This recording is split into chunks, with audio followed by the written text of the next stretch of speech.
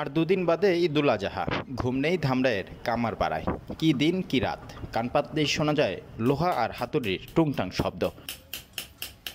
কোরবানির পশু জবাই ও মাংস বানাতে ছুরি, চাপাতি, দা, বটি, কুড়াল অত্যাবশ্যকীয়। কোরবানির আগে এসব উপকরণ হাতের কাছে না থাকলেই নয়, সেগুলো সংগ্রহ ও প্রস্তুত রাখতে এখন ব্যস্ত সবাই।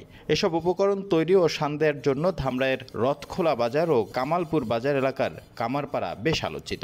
ক্রেতা সামলাতে এসব কামারপাড়ার লোকজন এখন ভীষণ ব্যস্ত, যেন দম ফেলারই ফুসরত নেই তাদের। কাজ কম থাকে, ঈদ আইলে আমাকে কাজটা একটু বাড়ে, রাত করেও করতে হয়, আস্তে আস্তে আরো বাড়বো। ঈদের যে বাজার ডাইছে সারা বছর যে কাম একটু কমই থাকে, ঈদের বাজার যাইছে, ঈদের কাম একটু বাড়তি আছে। কয়লার দাম বেশি, কারিগর দাম বেশি, লোহার দাম বেশি, আমার লাভ একটু কম হয়।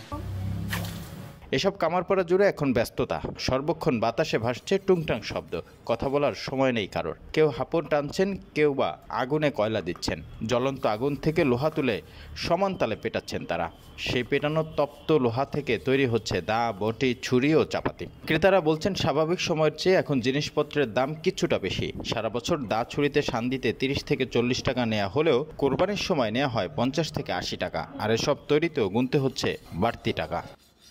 আর সামনে ঈদ আসছে, ঈদুল আজহা, কুরবানি, আমরা কুরবানি দেব। এ উপলক্ষে দাও কাছে নিয়ে আসছি দাঁড়ানোর জন্য এবং কোবা বানানোর জন্য।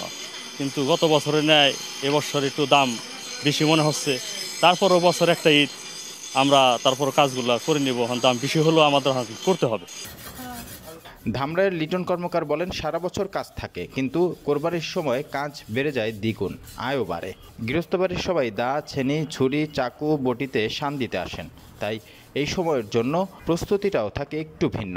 বছরের এই সময় দিনে 2 থেকে 3 হাজার টাকা পর্যন্ত আয় হয় বলে জানান তিনি। তবে কয়লার দাম বেড়ে যাওয়ায় এখন আর আগের মতো লাভ হচ্ছে না। বস্তা প্রতি কাঠ কয়লার দাম 300 থেকে 400 টাকা বৃদ্ধি বেড়েছে কারিগরের মজুরি সহ লোহার দাম, তাই লাভ অনেকটা কমে গেছে। তারপরও বাপদাদার পেশা টিকিয়ে রাখতে সবাই কাজ করে যাচ্ছেন বলে জানান লিটন কর্মকার।